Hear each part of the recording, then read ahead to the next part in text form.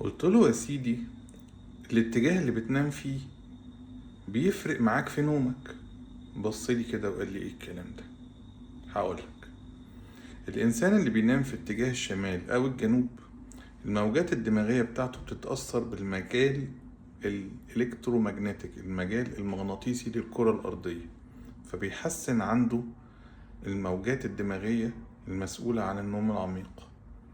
أما لو الإنسان نام في اتجاه الشرق أو الغرب، بيبقى الموضوع العكس تماما.